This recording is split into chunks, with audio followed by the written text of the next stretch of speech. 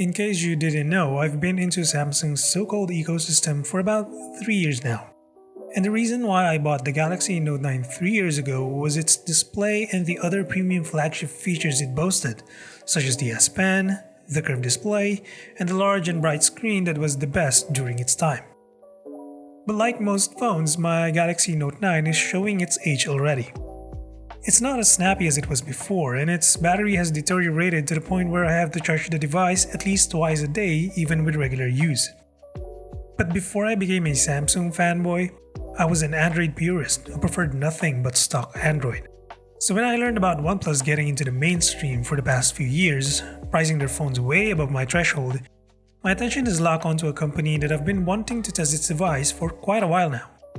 This is me sharing my thoughts on the Realme GT 5G from a Samsung user's perspective. To all the subscribers, welcome back and thanks for stopping by once again. And if you're new here, I make tech videos of all kinds, so feel free to drop a sub to get notified of new content.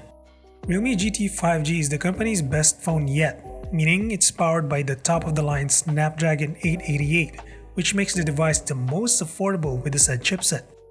Although Realme Philippines failed to deliver the device officially to the local market due to the lack of supply, several global third-party retailers and partners of the company were able to bring the GT 5G through official channels, specifically the local e-commerce platform Lazada.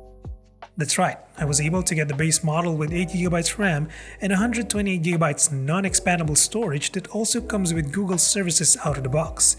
Meaning this is the global model that rids you of the hassle of sideloading Google apps on the first boot. In fact, if you're also looking to get this phone, they are offering a big discount coupon to all the viewers in the Philippines. You can claim your voucher code today by visiting the links in the description below. Hey guys, so let me explain how to get a discount code. Once you're on the product page, tap on chat to directly message the store or the seller. Then, tell them that I have sent you so they can give you the 1,500 peso discount code before you purchase the phone. That's it. In case you happen to purchase this phone from them, here's what you're getting in the box. A free port adapter, a jelly case along with a manual, warranty card and SIM ejector tool, a thick USB-C cable, a wired headphone which is a rarity nowadays, the 67-watt charger, and of course the Realme GT 5G itself. The one that I have here is called Dashing Blue. It's using a glossy glass panel on the back and has this really subtle shimmer that actually looks stunning in person more than what the pictures portray. And if we look closely, there's a running carbon-like pattern that further adds to the subtleness of the design. Honestly, I wasn't a fan of the look at first, but seeing it in person really changed my perspective on it. The sides are of plastic, but it mimics that stainless steel look that's still easily attracted to fingerprints. The phone is really handy and feels compact to use. This is actually thinner than the yellow leather variant, clocking in at 8.4mm. That's even thinner than my Galaxy Note 9. And I like how even with a case, the phone is still comfortable to use with one hand. Fortunately, there's no official IP rating here, but that's not a huge deal breaker, at least not for me. One thing I appreciate though is that the company retained the headphone jack, which goes along well with the included headphone in the box. But if you hate using wires, you can still enjoy good sound quality from the stereo speakers with Dolby Atmos technology.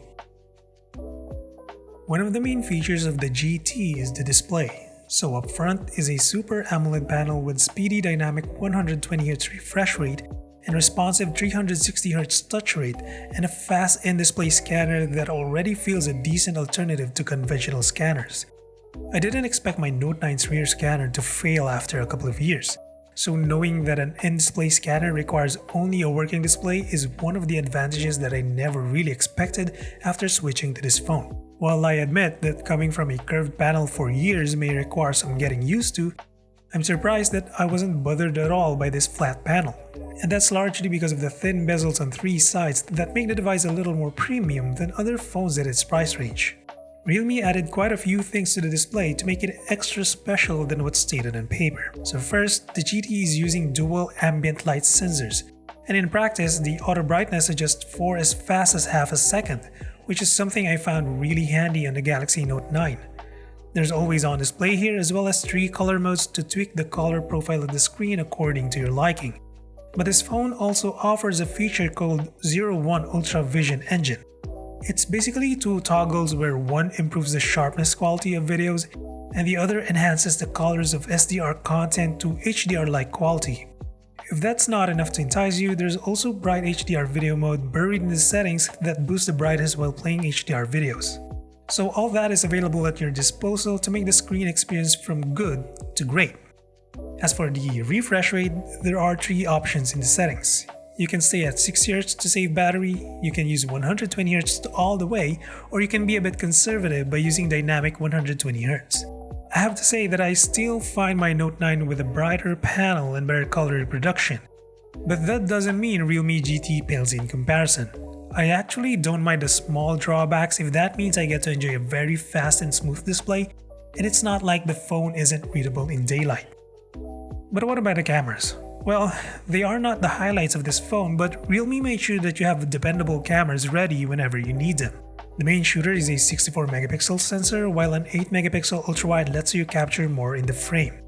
The third lens on the back is a 2-megapixel macro, which is more useful as a design cue more than a snapper in my opinion. While I don't take a lot of photos with my phone, Realme's stock camera app makes me want to change that habit. There's a lot of options to use here for both regular and enthusiast camera users. For starters, you can record up to 4K at 60 frames with stabilization. Use portrait mode with color isolation or dynamic bokeh effect that's easily social media worthy.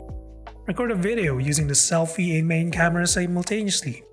Provide a movie mode that lets you capture in ultra-wide aspect ratio with manual settings at your disposal. And capture incredible low-light shots with standard nightscape and pro mode nightscape. Realme didn't have to do all this for a gaming-centric phone, but they did it because they simply can.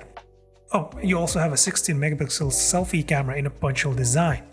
They don't record at 4K resolution, but I find the quality almost as good as my Note 9, at least in photos. Lastly, we have that Snapdragon 888 inside this compact phone. Since I'm coming from a steaming hot Exynos chipset, Realme GT's Qualcomm chip is a welcome upgrade. The day-to-day performance that I get, including gaming, is night and day.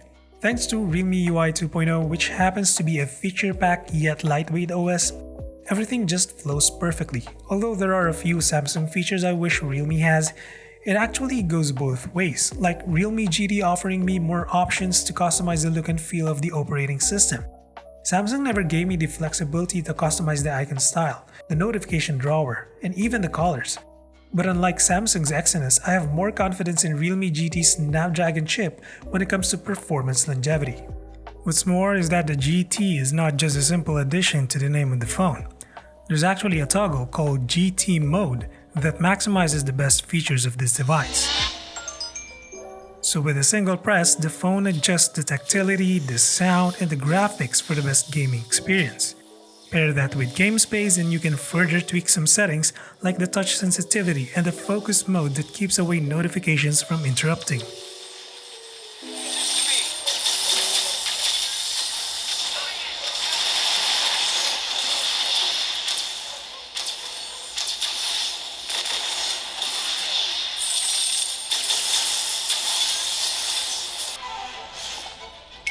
Let's spark things up a little. Hey! I'll protect us.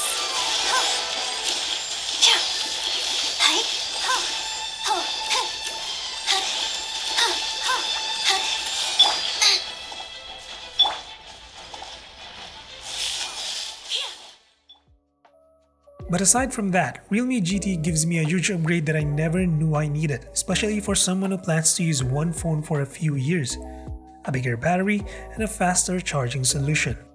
The 4500 mAh is bigger than my Note 9's degraded 4000 mAh, and while that capacity might be facing steep consumption from the fast display and powerful chip, the 65-watt charger more than makes up for it, from an hour and 45 minutes at 15 watts to less than 45 minutes at 65 watts, Realme GT easily solves my battery woes.